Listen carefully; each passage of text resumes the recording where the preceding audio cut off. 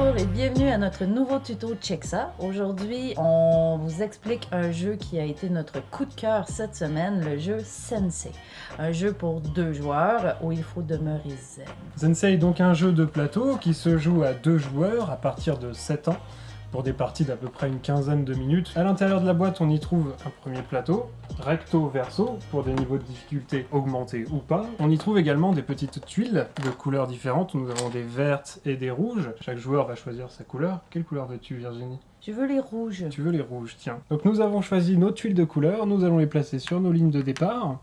Et nous choisissons également nos personnages, donc vous voyez qu'ici il y a un maître sensei, ainsi qu'un petit singe apprenti. Que choisis-tu, Virginie ? Le petit singe apprenti. Ah, le petit singe apprenti. Et ben moi je serai le maître sensei, et on les place au centre de nos lignes, et la partie peut commencer. Le but étant de se rendre sur la ligne adverse. Notre personnage doit toujours se déplacer sur une tuile de sa propre couleur. Il va falloir être capable d'amener nos tuiles de l'autre côté pour que notre personnage puisse se rendre lui aussi. Donc, il y a 2 types de mouvements à Sensei. Les mouvements des pierres et les mouvements des personnages. Tout d'abord, avec les pierres, on peut faire 2 types de mouvements. Soit verticalement, soit horizontalement. On peut y aller 2 en même temps, donc qui compte pour 2 mouvements parce qu'on a bougé de 2 positions, soit seulement une fois et on en bouge une autre ensuite. Dans un tour, on peut faire 3 mouvements. Donc on peut faire 2 mouvements de pierre et 1 mouvement de personnage.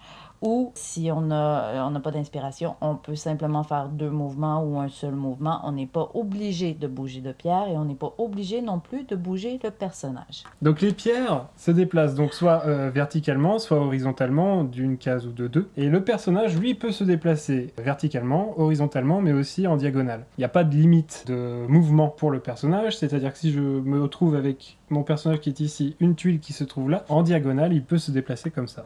Si ma tuile est ici, je peux le déplacer sans problème. Sauf si l'adversaire a posé une tuile entre mes deux, là je ne peux plus me déplacer comme ça, tout simplement.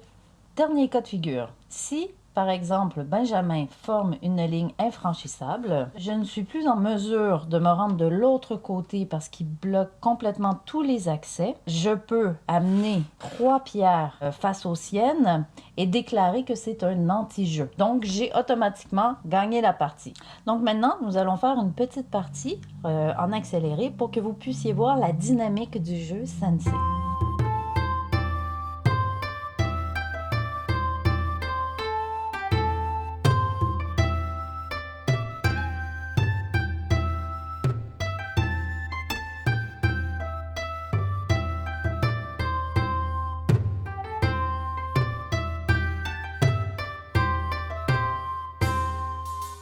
Donc, c'était le jeu Sensei, un jeu pour 2 joueurs qui s'apparente un peu à un jeu d'échecs, mais sa dynamique est un peu plus simple, quoique la stratégie qui est demandée peut tout aussi être complexe qu'aux échecs. Le but étant toujours de se rendre de l'autre côté, on essaie de prévoir à l'avance nos coups, de parer à ceux de notre adversaire. On peut même augmenter le niveau de difficulté avec le verso du plateau de jeu qui est plus complexe. Et il y a aussi 2 manières différentes de jouer à ce jeu-là, donc avant d'en faire le tour et de se année, ça risque d'être un petit peu long. C'est vraiment un jeu qu'on vous recommande chaleureusement, le jeu Sensei.